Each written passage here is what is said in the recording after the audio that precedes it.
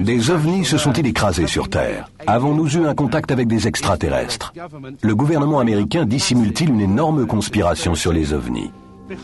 Derrière moi se trouve l'une des bases militaires les plus secrètes au monde, au fin fond du désert du Nevada. Le terrain d'essai de Groom Lake, également connu sous les noms de Zone 51 ou Dreamland, a abrité de nombreux projets secrets américains depuis la Seconde Guerre mondiale. Toutefois, depuis quelques années, des rumeurs bien plus inquiétantes circulent.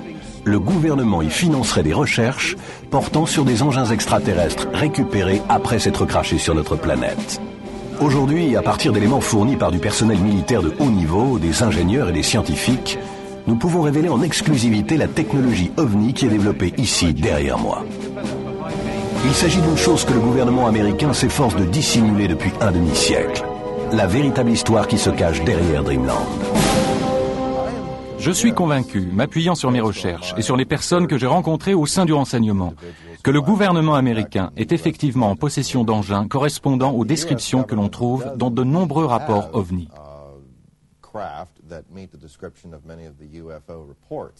Tout le but du projet consistait à s'emparer de cet engin, en particulier celui sur lequel je travaillais, et de tester et reproduire ces systèmes et sous-systèmes avec des matériaux terrestres.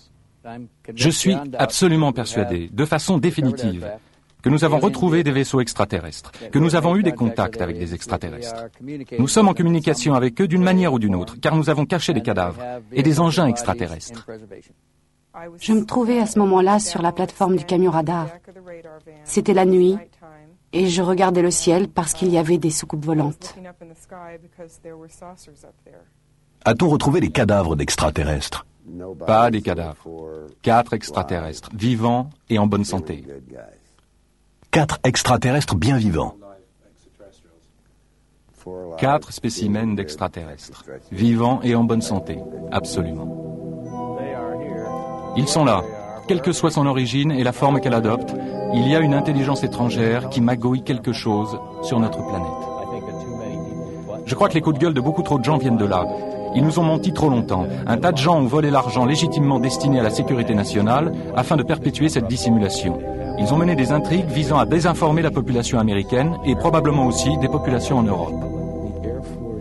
L'Air Force sait qu'un ovni s'est craché, que des cadavres d'extraterrestres furent retrouvés et qu'un appareil décolla pour donner la chasse à l'ovni et ne revint jamais. Ils savent que nous nous intéressons à l'affaire la plus importante de tout le millénaire. Établie sur un lac asséché dans une région reculée à 128 km de Las Vegas, la zone 51 n'est qu'une partie de l'immense base Air Force de Nellis qui présente à peu près la taille de la Suisse. Elle fut commanditée dans les années 50 par le président Truman pour servir de site top secret où l'on développerait et testerait la nouvelle génération américaine d'avions d'après-guerre. Durant la fièvre technologique des années 50, la base abrita rapidement les engins volants les plus exotiques de cette époque. Plus récemment, c'est l'endroit où l'avion furtif F-117 fut élaboré et où il effectua ses vols d'essai.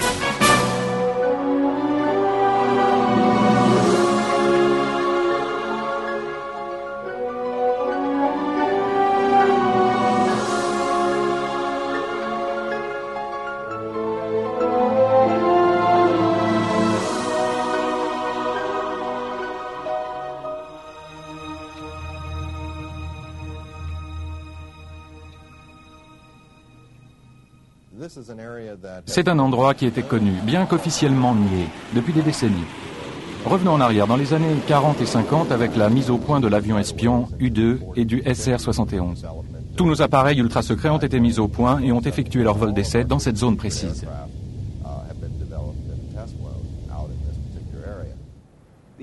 Le A-12, de sa naissance à son abandon, n'effectua des manœuvres qu'à partir de 2 endroits. La zone 51 de Groom Lake était son affectation d'origine. Le premier appareil y fit son apparition en janvier 1962 et le dernier la quitta le 21 juin 1968. L'US Air Force nie l'existence de la zone 51 malgré des films montrant la base et des photos d'un satellite russe que nous avons obtenu sur lesquels on voit clairement des hangars et une immense piste d'atterrissage s'étendant en travers du lac. Si son existence a toujours été démentie, la base s'est cependant développée depuis les années 50. Désormais, plusieurs charters de passagers y atterrissent chaque jour, amenant des centaines de travailleurs à la base.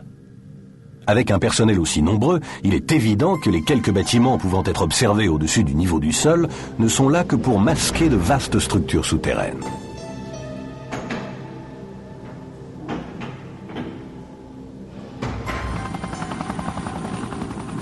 Le dispositif de sécurité mis en place est sans précédent et le secret est primordial. Depuis la fin des années 50, les militaires ont confisqué des centaines de milliers d'hectares de terrain environnant la base. Le périmètre interdit autour de la zone 51 s'étend maintenant à 40 km. Le statut confidentiel de la base est très bien préservé. Et même si des employés parlent des essais des appareils U-2 au cours des années 50, il ne leur est toujours pas permis d'identifier la base par son nom ou sa localisation géographique. Tout ce qu'ils peuvent dire, c'est qu'il s'agit d'un établissement reculé.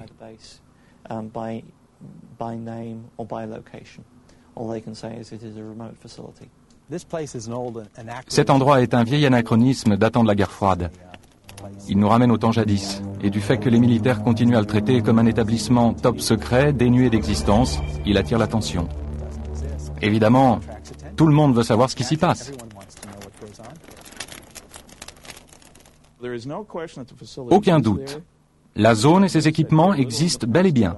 Le gouvernement en a très peu dit à leur sujet dans le passé. Qu'il s'agisse des essais du U-2 ou du SR-71, ou encore du bombardier furtif.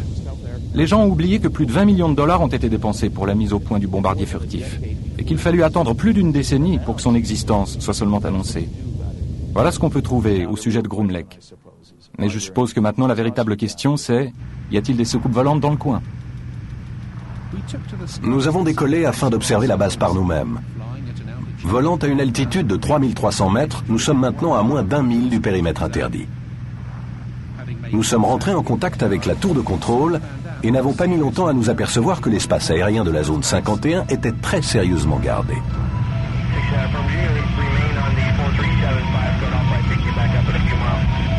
We're just curious, is there any activity today out at the Groom Lake area? Any activity where, sir? Out at the Groom Lake area. Lake meets I don't have any of that information available. Control on guard. When working Lovely Mall, squawk altitude, acknowledge with an identity. The Ellis approach controller now is just getting a little concerned that we're getting close now. Nous venons juste d'être frôlés par 2 chasseurs F-16. Ils sont passés devant nous à une allure de Mach 1,6 environ. Ces gars ne rigolent pas. Ils ne veulent pas qu'on soit là. D'ailleurs, il y en a un autre qui vient de passer devant nous. Ou ils essaient de nous faire quitter la zone au plus vite, ou ils veulent nous forcer à atterrir. Et en voilà encore un autre. Waouh, il est passé vraiment près, juste à notre droite. Je dirais qu'il était à moins d'1,6 km, 2,4 km. Dis donc, on peut les voir, c'était dingue les gars, ils ont un GPS GCAS à bord et ils ont donc clairement un contact radar avec nous. Il est passé vraiment très près.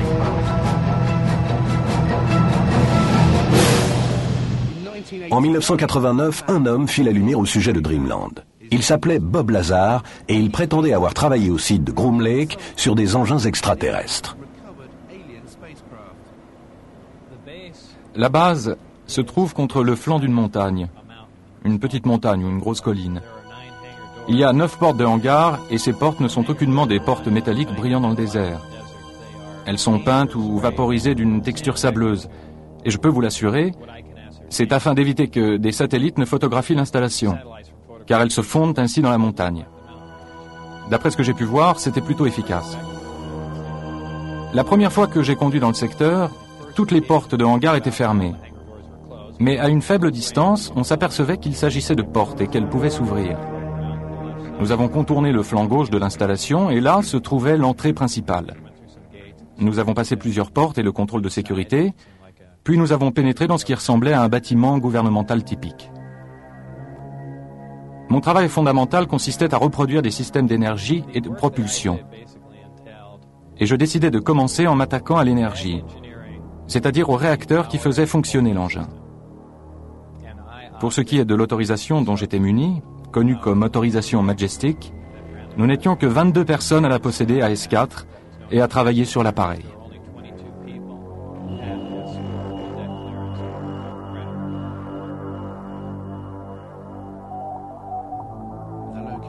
L'endroit où il travaillait à la zone 51 s'appelait S4 et se trouvait à Papoose Dry Lake Bade, à quelques minutes de Groom Lake. Lorsque j'y étais amené en bus, nous contournions généralement l'installation jusqu'à son flanc gauche et nous rentrions par la porte qui se trouvait là. Et pour la première fois, l'une des portes du hangar, celle tout au bout, était ouverte.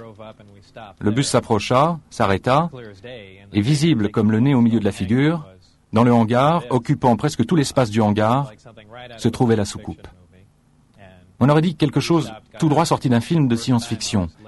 Et on s'est arrêté, on est sorti. Et pour la première fois, on m'a laissé franchir cette porte.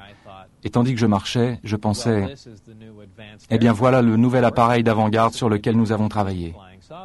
Et voilà pourquoi les gens continuent à voir des soucoupes volantes. Il s'agissait des nôtres, et nous les mettions simplement à l'épreuve, probablement durant toutes ces années. Et comme je marchais à côté de l'engin, je posais ma main dessus. Je me dis que c'était du métal parce que c'était froid, et donc je pensais qu'il s'agissait d'une espèce de métal. Et de fait, il y avait une ouverture, car le panneau d'accès était tiré. Et j'ai vu un petit peu en arrière qu'un drapeau américain y figurait. Alors là, j'ai su catégoriquement que c'était quelque chose qu'on avait fabriqué. On m'a permis à une occasion de rentrer dans l'engin afin de voir la disposition de ces systèmes, afin de vérifier si ceux-ci étaient bien configurés. J'étais bien sûr accompagné à bord de l'engin. Il était à l'évidence conçu pour être piloté par quelque chose de plus petit qu'un être humain normal.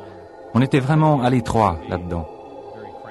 Il y avait un niveau inférieur et une partie amovible du plancher se pliait et s'ouvrait, de sorte que je pouvais passer ma tête et le haut de mon torse là-dessous avec une torche électrique, afin de voir comment les amplificateurs de gravité se trouvaient sans dessus-dessous, d'observer la disposition de 3 sièges qui faisaient environ 1/3 ou 1/4 de la taille d'un siège humain normal. À un moment, alors que je me trouvais à bord de l'engin, l'une des arcades devint transparente. Il y avait quelques techniciens en train de travailler sur quelque chose d'autre dont je n'avais pas connaissance. Et tout d'un coup, quelque chose commença à défiler de bas en haut sur les parois.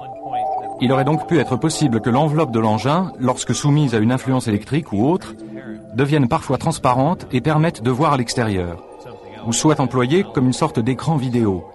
C'était vraiment étonnant. Lorsque je suis sorti de l'appareil, ça avait à nouveau l'apparence d'une simple structure métallique.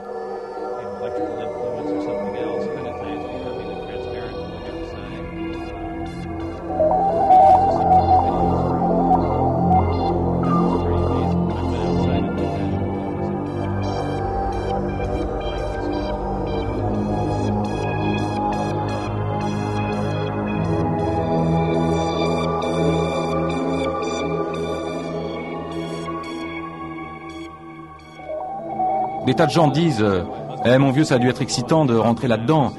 Et je réponds toujours que ce n'était pas le cas. C'était une sensation très inquiétante. On avait vraiment l'impression que... Parce que c'est tellement...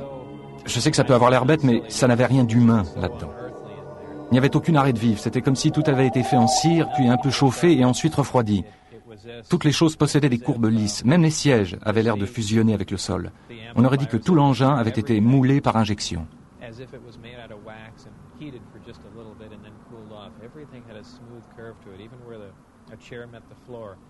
Personne, y compris Bob Lazar, ne fut à même d'établir aucun de ses antécédents universitaires ou professionnels.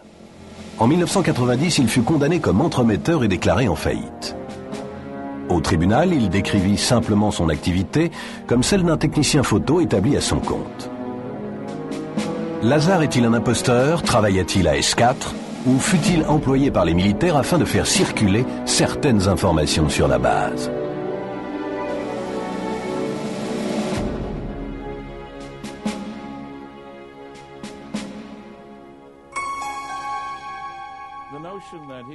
L'idée qu'il serait un grand allumé et dans le même temps le parfait scientifique pour bosser sur un tel projet relève de la science-fiction. Primo, il n'y a aucune raison d'affirmer qu'il est un scientifique. Pas de diplôme, pas de papier, pas d'appartenance, rien. Secondo, j'ai travaillé 14 années durant dans la sécurité. Et je peux vous dire que des services confidentiels prennent la sécurité bien plus au sérieux que ça. L'une des choses étranges qu'il affirme, c'est que seulement 22 personnes travaillaient là-dessus.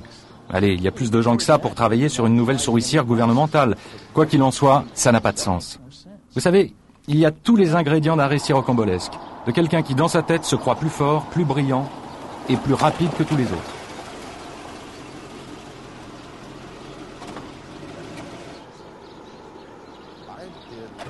J'ai fait un tas de recherches au sujet de Bob Lazar. Je l'ai réellement rencontré. J'ai obtenu une copie de son formulaire, dit W2, l'un des documents IRS liés au salaire. Son formulaire spécifique indiquait qu'il travaillait pour le service américain du renseignement maritime. Mon enquête sur ce document et sur les affirmations que fit Bob Lazar forme le résultat de recherches très strictes et très rigoureuses. Je contactai le département américain du renseignement maritime et vérifiai qu'en effet, ils étaient certainement responsables de l'émission de ce formulaire W2. J'examinai la question auprès du service des recettes fiscales. Voici ce qu'ils m'ont dit. Leurs mots exacts furent « ça a l'air vrai ». Ils me dirent qu'il s'agissait d'un document authentique, pas de quelque chose de contrefait. Il y avait un tas de nombre de numéros de contrat et autres figurant sur le document. Et lorsque je fis des recherches sur ces derniers, il s'avéra qu'il s'agissait de numéros recensés hautement confidentiels. D'ailleurs, le service des recettes fiscales se heurta à un mur lorsqu'il tenta de retrouver le véritable employeur associé au document.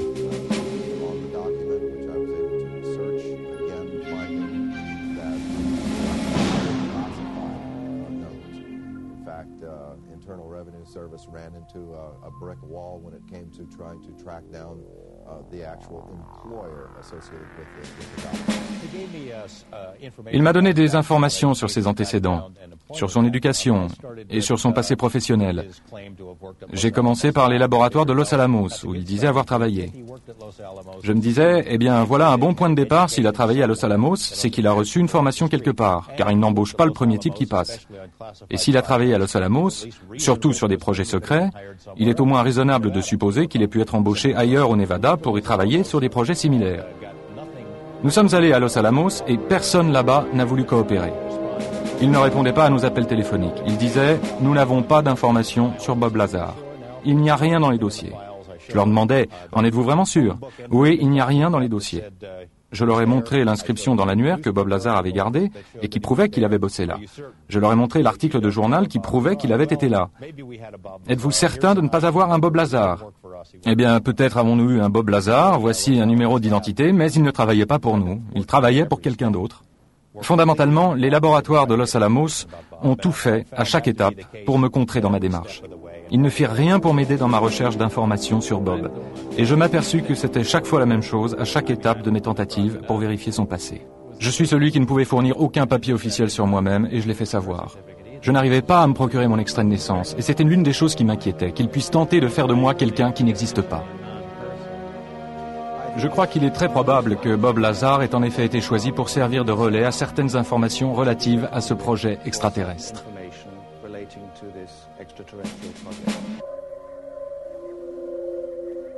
Un jour, Bob Lazar vit une soucoupe volante effectuant un vol d'essai dans le désert. Je fus emmené dans le hangar durant l'un des essais de courte durée, et l'engin se trouvait déjà à l'extérieur, à l'emplacement du lac. Il décolla silencieusement et se dirigea de ci de là durant quelque temps, puis se reposa au sol. Et cette chose immense était vraiment une merveilleuse vision. C'était comme voir une maison quitter tranquillement le sol. Vous ne pouvez imaginer l'énergie requise pour y parvenir, et sans aucun bruit du tout. Il y avait une sorte de communication audio avec l'engin, et donc je ne peux qu'en déduire que des humains se trouvaient à bord, et que d'une manière ou d'une autre, ils avaient réussi à s'installer dans ces petits sièges. À l'évidence, ils savaient comment manœuvrer les commandes qui s'y trouvaient, ou avaient inventé les leurs, ou les avaient améliorées avec quelque chose.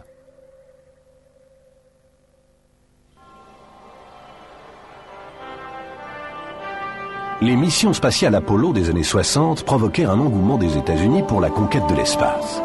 Mais tandis que les meilleurs astronautes du pays s'élançaient dans les cieux à bord de fusées conventionnelles, le président était-il au courant de l'existence de soucoupes et de systèmes de propulsion qui étaient littéralement d'un autre monde ?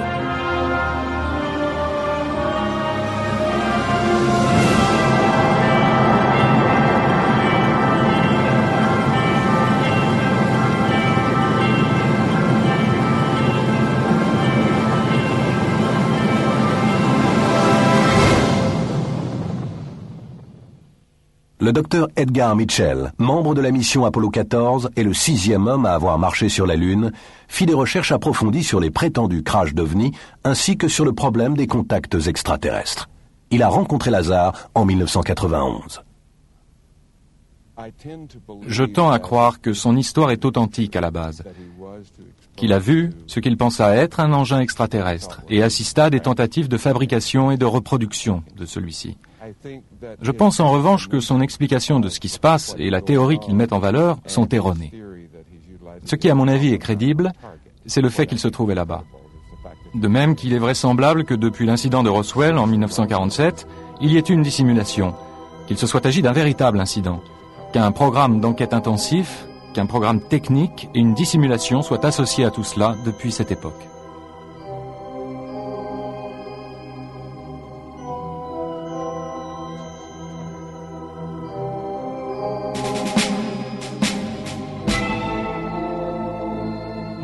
Après avoir travaillé à S4 durant plusieurs mois, et en claire violation de ses obligations top secrètes, Bob Lazar décide de parler à son meilleur ami Jen Huff de son travail à la base. Ma réaction fut, sans le presser contre sa volonté, de lui demander qu'il m'en dise le plus possible. Ce n'était pas de l'incrédulité, je voulais vraiment avoir plus d'éléments. Je me suis mis à m'intéresser aux livres sur les ovnis, à considérer les informations d'autres chercheurs pour savoir si quelqu'un d'autre savait quelque chose. Et inutile de le préciser, aucun d'eux ne savait ce que savait Bob.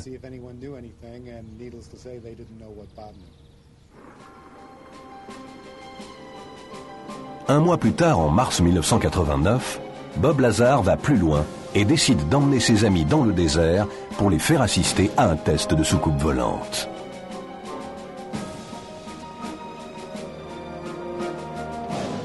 Je me souvenais de la plupart des jours et des heures durant lesquels se produisaient les essais. Je crois me souvenir que c'était un mercredi soir, vers 8 ou 9 heures, en mars 89, il me semble, que nous sommes partis, Jen Huff, mon ex-femme, John Lear et moi. Peu après les horaires de vol habituels, une lumière blanche apparut au-dessus du sol. Demeurant sur place, puis se mit à effectuer une série de manœuvres bien distinctes, passant d'une partie du ciel à l'autre, réalisant d'impossibles manœuvres aériennes. Et à un moment, l'engin s'est mis à luire de manière incroyablement forte. Et nous avons cru, nous qui nous tenions à des kilomètres et des kilomètres de là, que quelque chose allait mal et que l'appareil allait exploser, à tel point que nous sommes tous allés nous réfugier derrière la voiture.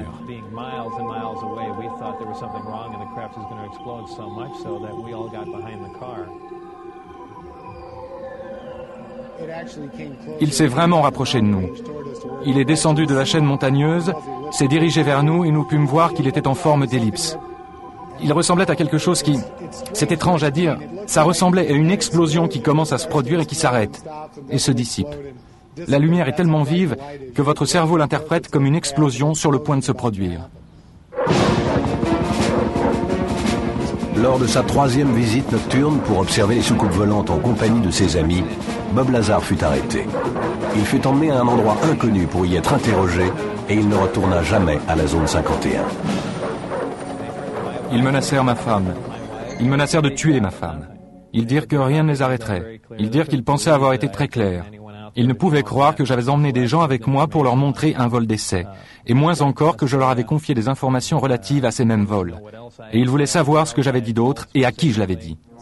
Des agents de sécurité de l'AFI, le bureau d'enquête fédérale, furent aperçus en train d'effectuer des contrôles de sécurité inopinés dans sa maison. Il n'y a aucun doute pour les proches de Bob qu'il avait été placé sur écoute téléphonique. Je veux dire que des choses étranges se produisaient sur la ligne de Bob et qu'elles continuent encore aujourd'hui.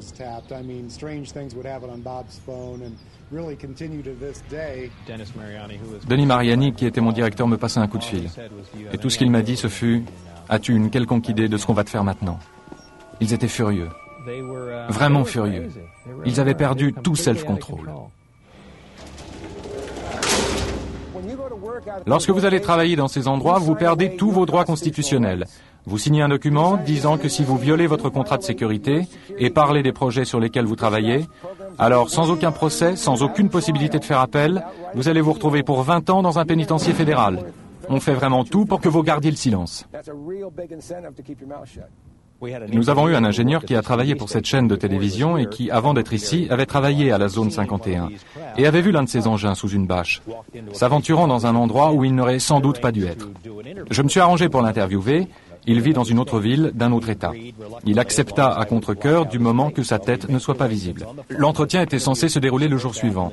Ce jour-là, il s'est levé et parti travailler. 2 hommes l'attendaient dehors dans une voiture, parlant sur une radio.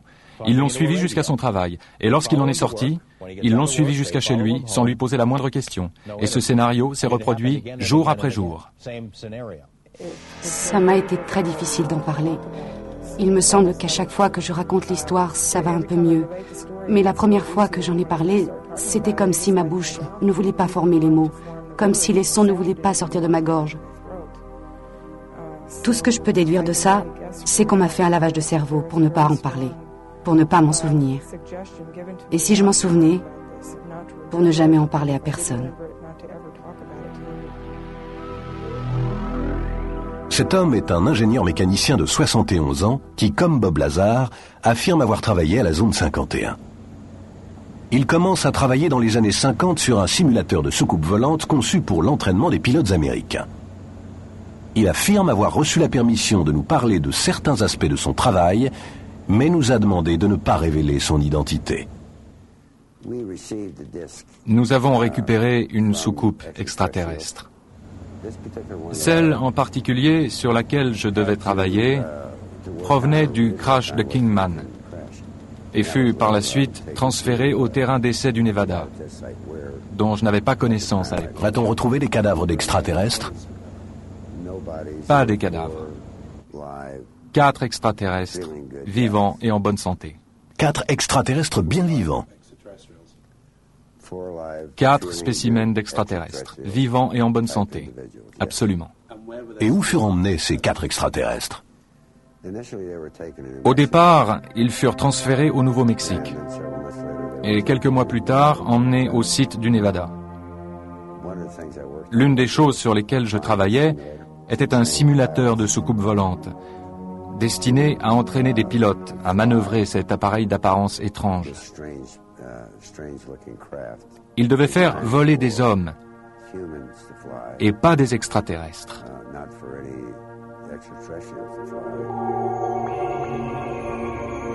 Le plus incroyable, c'est qu'il affirme avoir travaillé à la zone 51 sur ce projet de simulateur en compagnie d'un extraterrestre, dont le nom de code était Jarod, et ce, pendant 16 ans. Jarod est un extraterrestre gris d'environ 1,50 m. Sa seule fonction est celle de traducteur scientifique. C'est tout. Si nous voulions remplacer quelque chose à eux par quelque chose à nous, ils devaient être d'accord. Si j'avais une question, voyez-vous, et que je me demandais comment la lui poser, il savait déjà que je l'avais en tête et possédait déjà la réponse. Et lorsqu'il répondait, c'était avec ma propre voix, sans que j'aie même à ouvrir les lèvres. Il est possible que lui et quelques milliers d'autres travaillent sur le projet, ici ou ailleurs. Quelques milliers d'autres gris. Quelques milliers d'autres gris, semblables à lui. La ville la plus proche de la zone 51 est Rachel, où n'habitent que 150 personnes et où se trouve le bar-grill le plus célèbre du Nevada, le Little Ale Inn. Les habitants ont vu leur halte pour routier devenir le centre ovni et extraterrestre de toute l'Amérique. Les touristes se précipitent à Rachel pour scruter les cieux dans l'espoir de voir une apparition. Malgré tout le tapage, les apparitions d'étranges lumières dans le ciel se poursuivent. Chuck Clark, qui habite ici, a observé de nombreux phénomènes inexplicables. L'observation la plus remarquable que j'ai faite au cours des 3 dernières années s'est produite il y a 2 ans, en février 93. J'ai vu un objet brillant monter à la verticale depuis le côté sud de la zone 51, là où se trouverait le S4, et demeurer suspendu dans le ciel, immobile, durant une dizaine de minutes, puis se mettre à redescendre lentement. Tout cela s'est passé alors que je pensais voir une fusée éclairante tirée par un mortier. Je peux entendre des jets en bruit de fond. Je vais faire un petit zoom arrière. Ça se trouve juste au-dessus du ranch de Steve Medlin, juste ici, sur la route 375. C'est juste au-dessus des cimes. Puis il descendit vers la ligne des crêtes. Il se trouvait face à la colline d'où il avait surgi. Cette colline était environ à 20 km de l'endroit où je me trouvais. L'OVNI s'approcha à quelques mètres du sol, à la base de la colline, stationna momentanément, ce qui pourrait coller avec le comportement d'une fusée éclairante partant calme. Mais soudain, il s'est mis à partir en flèche vers l'ouest. Franchit plusieurs kilomètres en 1 seconde, ou 1 seconde et demie, puis s'arrêta net à environ 9 mètres du sol. Stationna juste assez longtemps pour me permettre de régler mes jumelles, durant peut-être 2 secondes, puis il disparut d'un coup.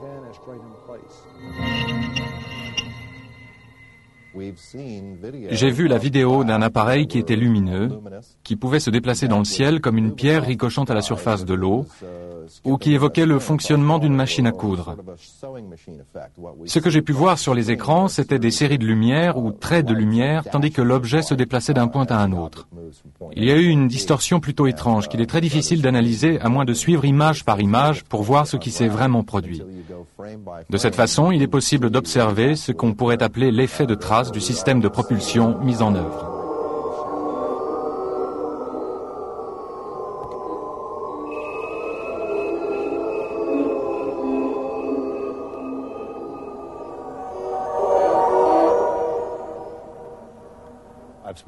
J'ai parlé à plusieurs personnes qui avaient vu des ovnis ou des engins en forme de soucoupe sur le site. Un procureur qui habite en ville en a vu une. Il l'a vit atterrir à l'extérieur des limites de la zone 51.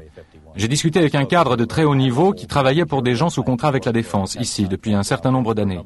Il est issu d'une famille très respectable et de très bonne réputation. Ses références sont au-dessus de tout soupçon. Mais il ne veut pas que son visage ou son nom apparaissent. Il en a vu à plusieurs reprises. Il y avait une certaine diversité d'engins, mais qui ressemblaient tous, en général, à des espèces de boîtes en fer blanc. Je sais qu'on dirait qu'ils étaient surtout en forme de disque, ou circulaires, comme une lanterne chinoise. Ils apparaissent multicolores avec des lumières qui semblent capables d'absorber la clarté de l'arrière-plan, se fondre en elle. Ils peuvent en quelque sorte se camoufler dans le ciel en absorbant la lumière bleue du ciel et celle des nuages.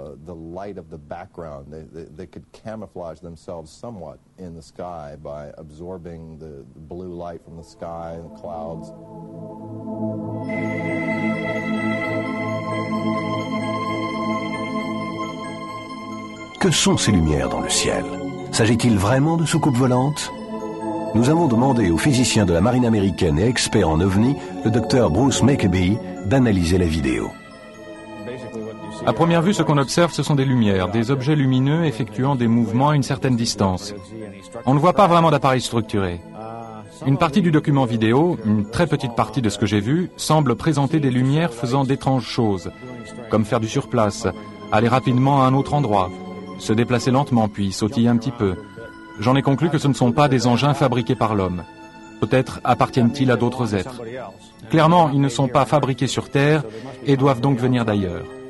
Comment ils sont venus ici, à qui, entre guillemets, ils appartiennent, je ne le sais pas. L'hypothèse extraterrestre est parfaitement recevable. Tous les arguments qui sont avancés et qui disent qu'il ne peut s'agir d'êtres venant d'un autre système solaire, d'une autre galaxie, parce qu'ils ne pourraient pas se déplacer jusqu'ici, ces arguments ne tiennent pas matériellement. En effet, nous pourrions nous donner les moyens, en temps et en argent, ainsi que le désir nécessaire pour effectuer des voyages dans d'autres univers. Ainsi, il est certain que ces autres intelligences, quelles qu'elles soient, nous dépassent de loin en termes de technologie. Il revient. Il fait une boucle. Il fait une boucle. Ce que je vais maintenant vous montrer, c'est une version améliorée par l'ordinateur de ce que vous venez de voir. Et nous allons examiner l'un des endroits où apparaît l'OVNI. Dans le coin à gauche, allons à droite, puis revenons. C'est tout ce que nous verrons. Nous le verrons refaire cela encore et encore. Cette partie de l'image est extraite de l'image dans son ensemble et je la laisse simplement s'afficher. Et cela va et vient sans cesse, cela se répète. Or, si nous faisons un arrêt sur image, voici l'ombre et voici l'OVNI. Et donc, nous avons à la base un triangle avec un côté et 2 angles. Et du coup, je peux calculer la position de l'OVNI en 3 dimensions. Il est situé à environ 2100 mètres de la caméra. Et donc, Bruce, à la suite de cet examen, ce que nous avons là est un véritable ovni. Oui, il y a un objet à 2100 mètres de là, un objet qui n'est pas humain, d'une taille de 9 mètres, un véritable ovni.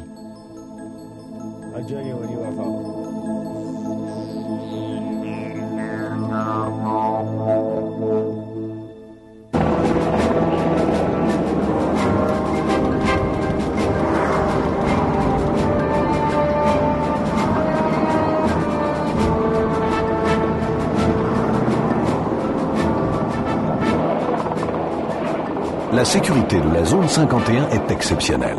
Tout le périmètre est surveillé par des caméras et des détecteurs de mouvement. Des patrouilles de gardes armés à bord de jeeps et d'hélicoptères de combat sont déployées afin de décourager quiconque s'approche des limites du terrain. Nous nous sommes aventurés au fin fond du désert à 130 km de Las Vegas. Parcourant la route récemment rebaptisée route extraterrestre, nous sommes partis observer par nous-mêmes la base la plus secrète de tous les États-Unis. L'unique voie d'accès menant à la base est une piste poussiéreuse de 16 km répondant au nom de Groom Lake Road. Toute personne s'approchant des abords peut aisément être repérée à des kilomètres. Et comme on nous l'a dit, tous nos déplacements furent enregistrés par les patrouilles et les caméras au sommet des collines.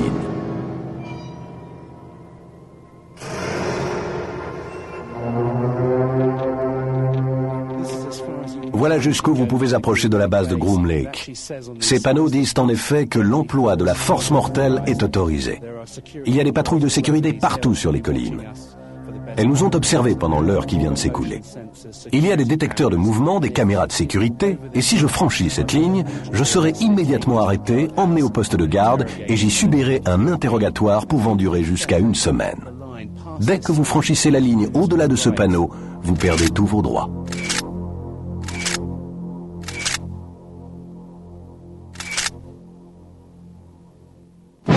Ce qui m'étonne, Glenn, c'est que l'entrée ici soit si modeste. Il y a ce panneau délabré disant « Usage de la force mortelle autorisée », mais on peut vraiment, si on ne sait pas ce qu'on fait, pénétrer directement dans la base. C'est ça l'idée. Vous ne rencontrerez personne ici, mais si vous entrez dans le poste de garde qui se trouve là-bas, à 1 km et quelques, vous serez immédiatement arrêté pour avoir dépassé ces panneaux. Ils ne veulent pas avoir à répondre aux questions. Alors ils ne mettent aucun vigile. Personne. Et lorsqu'on arrive par la route là-haut, la route extraterrestre, il n'y a pas de panneau indiquant Groom Lake, il n'y a rien? Non, il m'est arrivé d'accrocher un panneau disant base secrète ou base secrète dans cette direction, mais il ne restait jamais très longtemps. Et que ce soit à pied ou en voiture, vous ne pouvez vous approcher davantage de Groom Lake. Nous sommes ici aussi près qu'on puisse matériellement aller. Malheureusement, d'ici, on ne voit absolument rien. À quelle distance effective sommes-nous de la base? Nous nous trouvons à l'instant même à 20 km au nord-nord-est de la base. Et si nous continuons sur cette route, si nous poursuivons notre chemin vers la base au-delà de ces panneaux, nous serons arrêtés. Vous serez intercepté si vous faites 6 mètres de plus.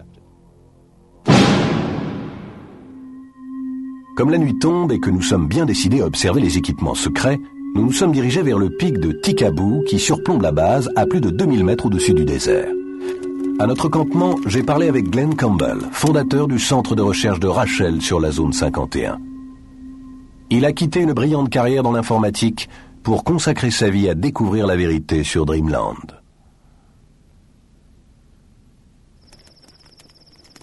C'est une très grande installation, aussi grande que l'État du Connecticut. Il y a un tas de zones inconnues, inexplorées, où vous pourriez stocker tout ce que vous voulez.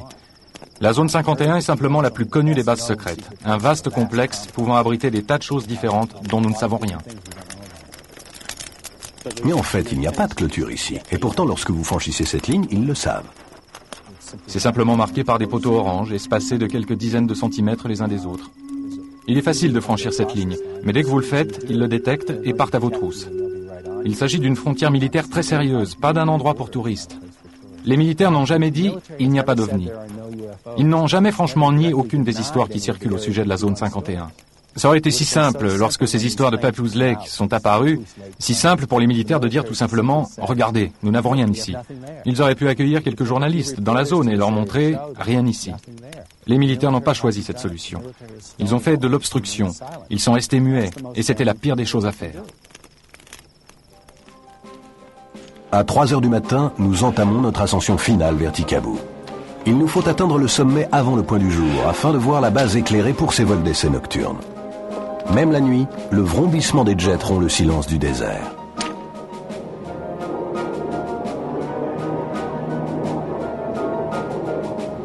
Alors que nous atteignons le sommet, au sein de l'obscurité, nous apercevons clairement la zone 51.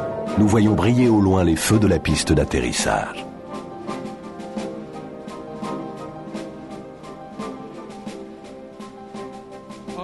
Après une randonnée de plusieurs heures, nous avons finalement établi notre campement ici, à quelques 2000 mètres d'altitude. Et depuis l'aube, nous observons des avions inexistants transportant du personnel inexistant sur cette base inexistante. Le pic de Tikaboo est la dernière position avantageuse et sûre d'où l'on puisse clairement observer Dreamland. Mais combien de temps encore avant qu'il ne soit lui aussi annexé par les militaires?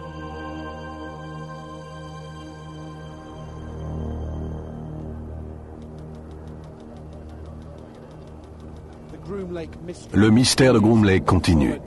Nous avons suivi hors de la base secrète les avions qui transportent le personnel et ils ont atterri ici, à l'aéroport McCarran, juste à la sortie de Las Vegas. Il y a apparemment un peu plus d'une douzaine de vols qui chaque jour amènent et ramènent le personnel de la base la plus secrète de toute l'Amérique.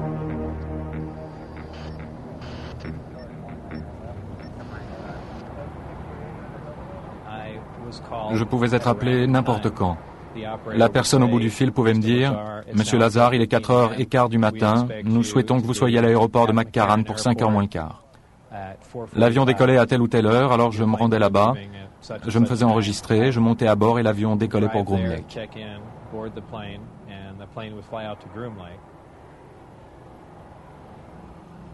Alors que les employés de Groom Lake se dirigeaient vers leur voiture, nous avons tenté de pénétrer dans l'aérogare.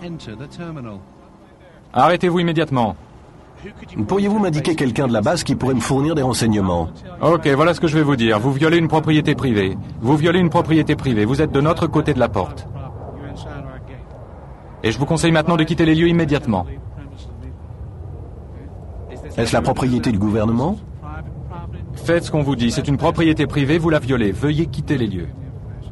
Est-ce la propriété du gouvernement ou est-ce juste privé? Pas de commentaires. Vous violez la loi. Ok. Qui essayez-vous d'embrouiller, mon gars? J'essaie juste de trouver... Vous me racontez des foutaises. Tirez-vous. Vous pourriez nous orienter vers quelqu'un pouvant nous donner des éclaircissements. Au revoir. Tandis que nous sommes expulsés de l'aéroport, un autre vol Jeannette décolle en direction de Groom Lake.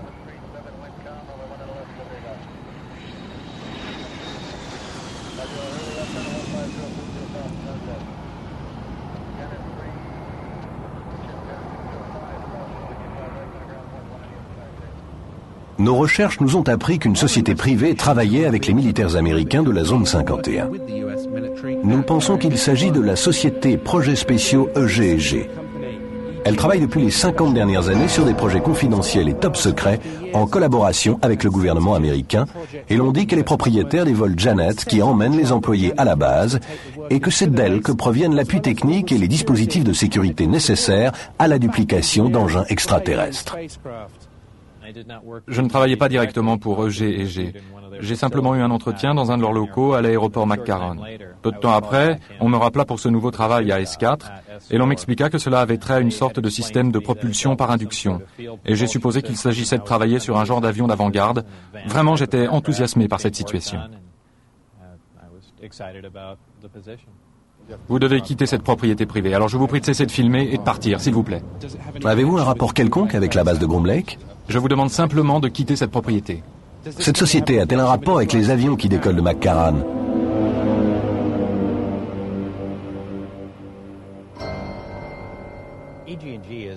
Le G&G a été la principale société civile sous contrat avec Groom Lake, pratiquement dès le début.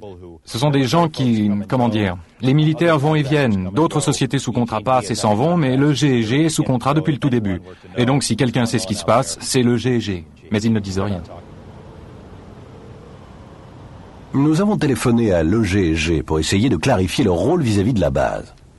Mais ils se sont contentés de confirmer que la société travaillait sur divers contrats confidentiels pour le ministère de la Défense en divers endroits reculés du Nevada.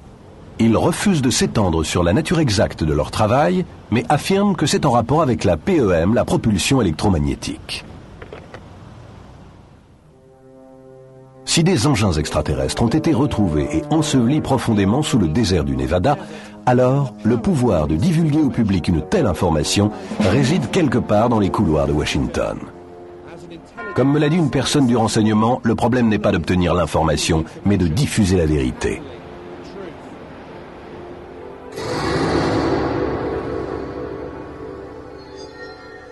Observe-t-on des engins extraterrestres au-dessus de Groom Lake ou s'agit-il d'appareils fabriqués par l'homme?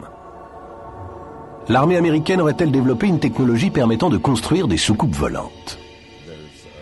Il y a beaucoup de choses qui tiennent debout dans ce phénomène OVNI, dans cette histoire d'intelligence extraterrestre. Il y a là quelque chose qui n'a rien de nouveau pour les militaires américains. Il existe des programmes sur lesquels ils travaillent actuellement qui sont en avance de 50 ans sur tout ce que vous et moi pourrions concevoir.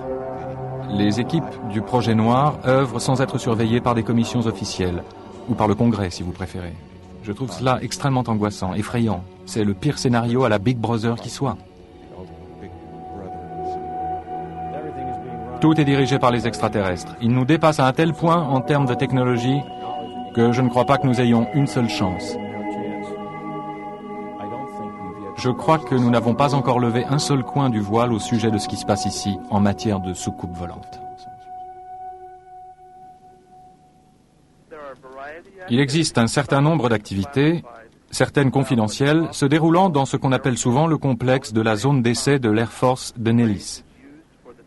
Cette zone d'essai est employée afin de tester divers systèmes et technologies, et pour la mise au point d'opérations indispensables à l'efficacité des forces militaires américaines et à la sécurité des États-Unis.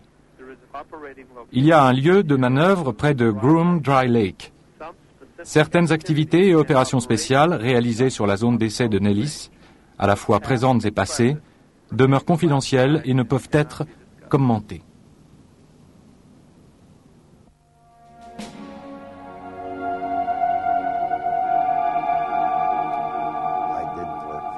Je ne travaillais pas pour le gouvernement des États-Unis. Je travaillais pour un gouvernement satellite de ce pays. Pour ce qui est du Sénat, le seul qui s'intéressait à tout cela était Bob Dole.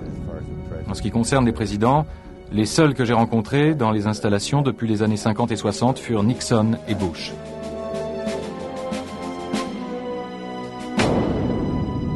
Nous avons contacté l'ex-président Bush pour lui demander ce qu'il savait sur les engins extraterrestres retrouvés et sur les recherches menées dans la zone 51. Nous avons reçu une réponse par fax. Malheureusement, nous ne pouvons fournir une réponse aux questions que vous nous avez envoyées.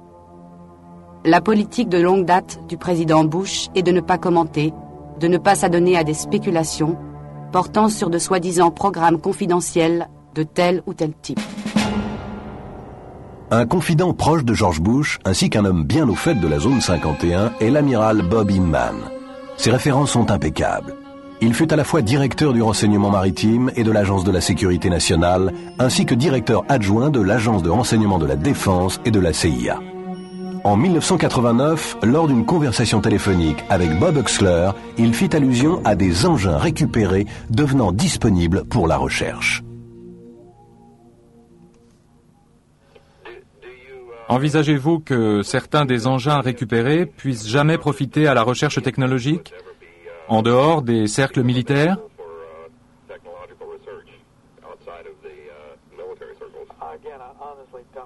Là encore, sincèrement, je ne sais pas. Il y a environ 10 ans, la réponse aurait été non. Le climat et l'époque ne sont plus les mêmes, et il commence à être plus ouvert à cette idée. Il y a une possibilité. Ils savaient, d'un point de vue officiel, que ces engins, ces objets existaient, qu'ils étaient détenus par les militaires américains et qu'il existait des projets scientifiques en rapport avec ceux-ci.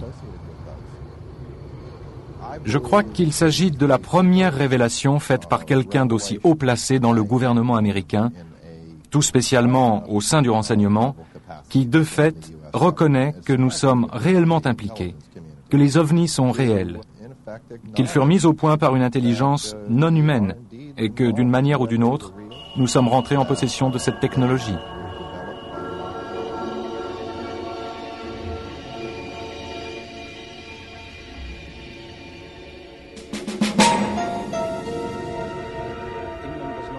Inman ne révèle pas grand-chose. Il n'y a pas de référence, pas de mention d'ovnis, d'engins spatiaux, rien de ce genre. La conversation est centrée sur des engins récupérés, de la technologie et ainsi de suite. Mais l'amiral Inman était au courant du sujet et nous savons par son directeur adjoint, Tom King, qu'il n'était pas question de discuter publiquement de ces sujets. Des sujets dont s'entretenaient Huxler et Inman en raison des lois sur le secret national.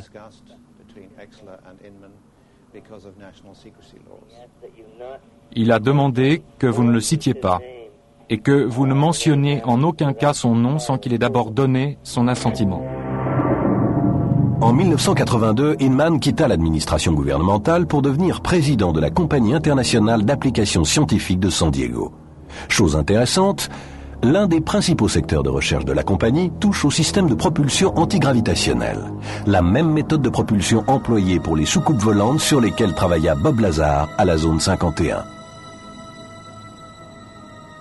Le Jane's Defense Weekly, un périodique de vulgarisation sur les questions militaires ou liées à la défense, publia un article au sujet de cette compagnie. Il y a un post-scriptum à cet article qui dit que toute personne croyant que la science de l'antigravité est trop hermétique, trop ésotérique même pour l'US Air Force, devrait prendre en compte les études sur la propulsion électrique entreprises par la Compagnie internationale d'applications scientifiques pour le laboratoire Phillips. Le premier objectif de cette étude était d'ébaucher des moyens matériels permettant de vérifier des théories portant sur le couplage par induction de forces électromagnétiques et gravitationnelles pour déterminer si elles pouvaient ou non s'appliquer à la propulsion aérospatiale. En termes plus simples, il s'intéressait à un système de propulsion antigravitationnel. Certains considèrent cela comme l'ultime saut quantique. Eh bien, c'est possible.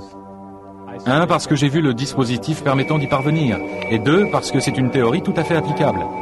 La gravité déforme le temps, et comme je le dis, ça n'est pas de la théorie. Nous savons que c'est vrai, et si vous l'employez pour infléchir espace et temps, lorsque vous vous retrouverez à votre point de départ, vous y serez entre les tic-tac d'une horloge.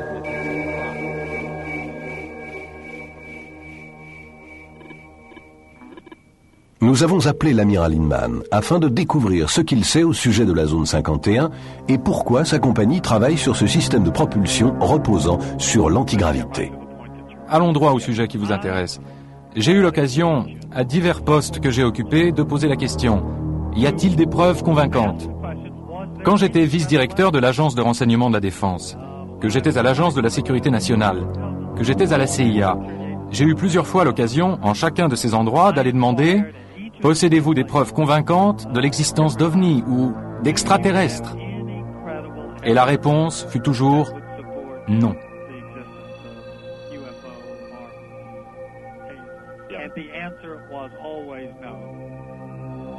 L'article paru dans le périodique Jane's mentionne la Compagnie internationale d'applications scientifiques et affirme que certaines des choses sur lesquelles elle travaille relèvent de l'ultime saut quantique. S'agit-il de systèmes de propulsion basés sur la gravité et pouvant nous paraître inédits? Que sont-ils exactement et sont-ils vraiment employés pour propulser des engins volants? Je réfléchis parce que je veux être sûr de ne pas exagérer les faits. Nous sommes là sur un terrain un tant soit peu délicat. Depuis des années, je pense que certaines des premières allégations au sujet d'activités dans le Nevada il y a 15 ans pourraient très bien provenir des vols d'essais de prototypes de certains avions furtifs. Pour certains phénomènes, il y en a qui sont tout à fait scientifiques. Il y en a qui seront quelque chose d'aussi simple que des ballons météo partant à la dérive, qui se sont perdus et errent ça et là. Mais il y a probablement des faits directement liés aux expériences de la fin de ce siècle, relatives à ce que sera la technologie militaire à l'aube du XXIe siècle, en matière d'avions de reconnaissance comme en celle d'avions de combat.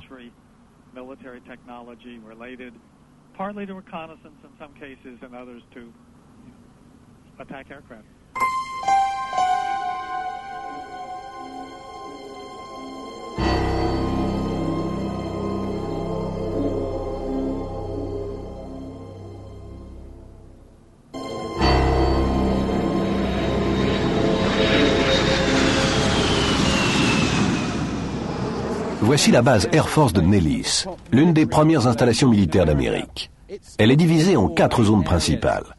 Les zones d'essai de Tonopah et du Nevada, où ont lieu les essais nucléaires américains top secret, ainsi que la zone de bombardement de Nellis, où les derniers jets et bombardiers sont mis à l'épreuve.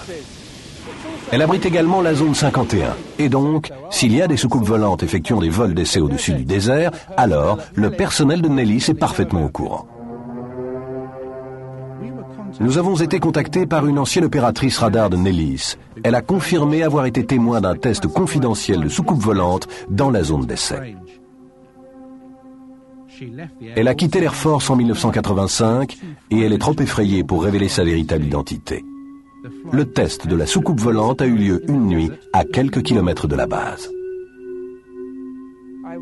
Je me trouvais à ce moment-là sur la plateforme du camion radar. C'était la nuit et je regardais le ciel parce qu'il y avait des soucoupes volantes. La plus proche de moi, je pouvais l'observer à peu près dans le détail. J'étais avec un groupe de personnes et je n'en connaissais aucune, et aucune d'elles ne semblait connaître les autres, de sorte que c'était comme si nous étions tous très isolés. Personne ne parlait à personne, c'était très effrayant, parce que ce que je regardais était clairement quelque chose de très très confidentiel. Et il y avait 2 personnes qui parlaient dans un camion radar. Je pensais qu'il s'agissait d'officiers, bien qu'aucun d'eux n'ait d'insigne de grade ou d'insigne nominatif. Les manœuvres qu'elles exécutaient étaient très sophistiquées et je pensais qu'elles étaient pilotées par des extraterrestres, sachant exactement quelles manœuvres ils pouvaient effectuer.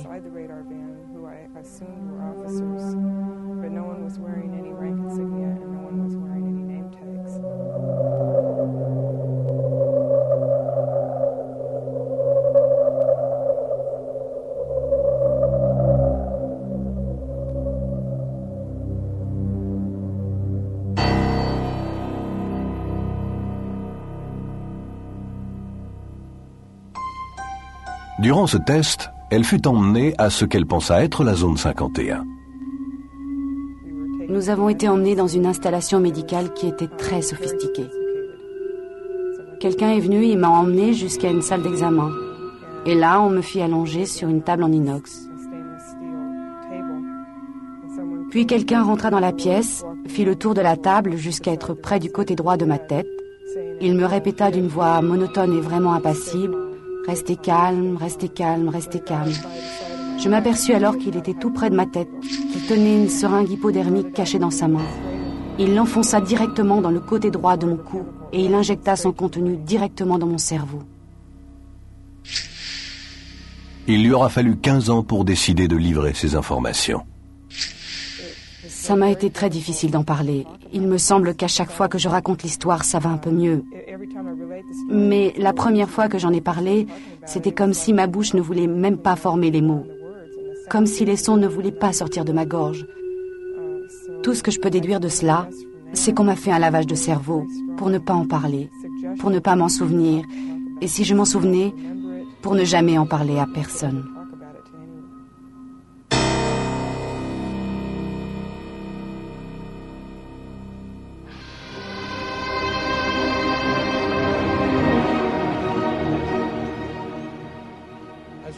Pas plus tard qu'il y a 10 ans, ce Lockheed A-12 qui s'envole de Groom Lake était encore l'un des appareils militaires les plus top secrets de l'US Air Force. Si vous l'aviez observé dans le ciel nocturne, on vous aurait pardonné de le prendre tout simplement pour un ovni.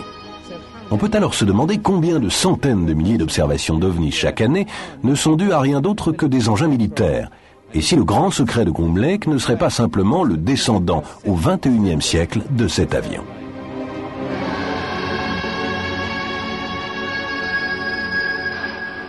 Le premier pilote d'essai fut Lou Schalk. La première fois qu'il a vu cet avion, il s'est frotté les yeux. Il s'est retourné, est sorti du hangar de production, puis est revenu sur ses pas. Il ne pouvait pas en croire ses yeux. Au départ, il comptait l'appeler El Salvador, et non Cygnus, pour la simple raison qu'en espagnol, cela veut dire « le Sauveur » ou « Jésus-Christ ». Tous les gens qui voyaient l'avion ne pouvaient en croire leurs yeux. C'était un avion à la Buck Rogers. Cet avion fut construit et conçu il y a presque 40 ans. 40 autres années plus tôt, l'objet volant le plus sensationnel était le Sikorsky P-35. Et encore 40 années avant, c'était le ballon dirigeable. Alors on peut dire que la technologie ne s'est pas tourné les pouces. Il y a donc de très grandes chances pour ce que nous observons en fait d'OVNI soit un moyen de transport du XXIe siècle dû à l'homme.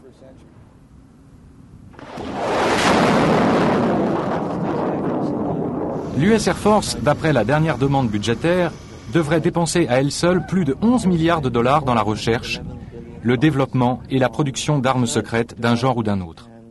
C'est bien supérieur aux dépenses de toute la recherche et production militaire de n'importe quel autre pays du monde.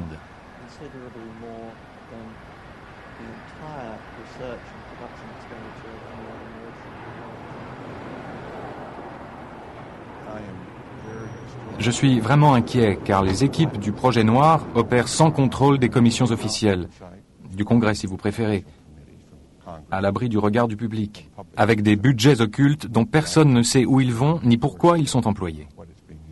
Je trouve cela extrêmement angoissant, effrayant, le dernier cri d'un scénario à la Big Brother. Je crois qu'une des meilleures raisons pour tout classer secret est qu'il existe une sorte d'arme vraiment effrayante. Pensez maintenant à la quantité d'énergie que peut dégager ce dispositif de guerre, si vous voulez le voir sous cet angle, et il est à l'évidence muni d'une arme potentielle. Imaginez simplement la possibilité de déployer quelque chose de ce genre d'une manière virtuellement instantanée, n'importe où dans le monde. Vous avez un conflit au Moyen-Orient? Combien de temps cela vous prend pour y envoyer un porte-avions? Eh bien, ça prend un temps assez long.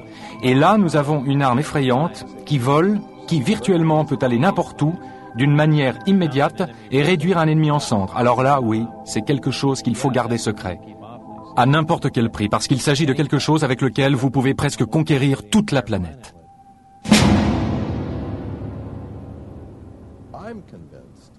Je suis convaincu que des êtres humains construisent des engins volants en forme de soucoupe. D'ailleurs, dès 1960, les militaires américains avaient mis au point un disque pouvant manœuvrer silencieusement. Des soucoupes volantes fabriquées par l'homme existent en effet. Il y a l'Avrocar qui décolla en 1955 dans le secret le plus total, moins de 10 ans après qu'on eût soi-disant retrouvé des soucoupes extraterrestres à Roswell, Nouveau-Mexique. Un mémorandum de la CIA en 1955 affirmait que l'Avrocar était basé sur des recherches que menaient les scientifiques allemands durant la Seconde Guerre mondiale. Nous avons obtenu le seul film jamais réalisé sur les premiers vols d'essai top secrets effectués en 1960 au Nevada. Pourquoi a-t-on fait dans les années 50 cet essai militaire d'engins volants alors même que le projet Blue Book niait leur existence? Était-ce un moyen de cacher les véritables soucoupes extraterrestres testées aux alentours de la zone 51?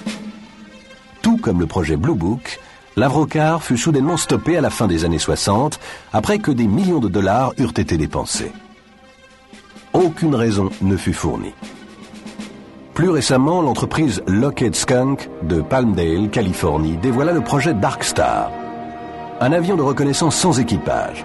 Qu'on l'observe dans un hangar ou dans le ciel, il s'agit bien d'un objet volant non identifié. Je crois qu'il est temps que vous jetiez un œil à la dernière née des stars du monde de la reconnaissance aérienne. Mesdames et messieurs, je vous présente Dark Star.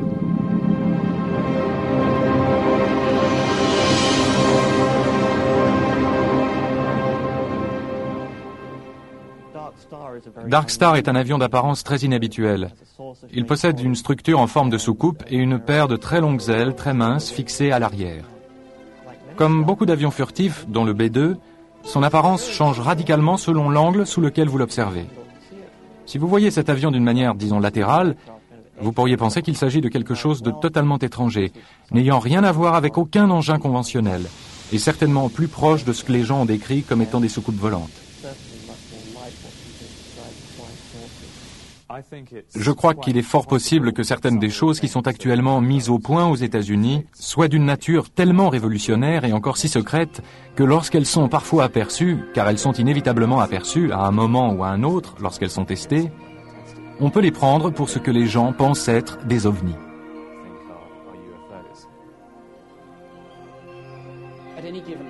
Systématiquement, à tout moment, la technologie que nous possédons est de 5 ou 10 ans en avance sur la technologie dévoilée au public. Mais ce genre de choses ne volent pas au-dessus des têtes des membres du public médusés. Elles volent exclusivement dans des zones d'essai bien précises, des zones dangereuses, et donc les choses qu'on nous décrit comme des ovnis ne sauraient être les nôtres. Nous avons enquêté sur Dreamland durant plus d'1 année. Bien que nous n'ayons pas vu de soucoupe volante ou de cadavres extraterrestres, nous avons vu des lumières dans le ciel et il ne pouvait s'agir d'avions, militaires ou non. Nous avons fait la preuve, sans l'ombre d'un doute, que la zone 51 et une vaste base souterraine à Groom Lake existent bel et bien.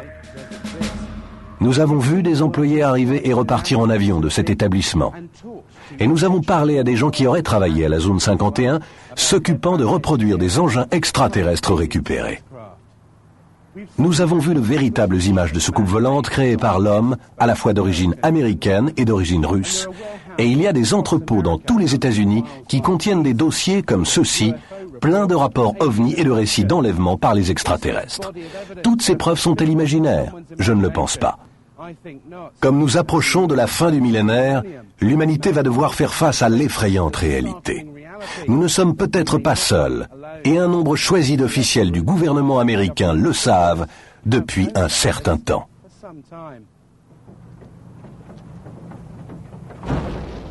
Il m'arrive de penser, comme toutes nos différences entre nations du monde entier disparaîtraient, si nous devions faire face à une menace extraterrestre venant d'un autre monde.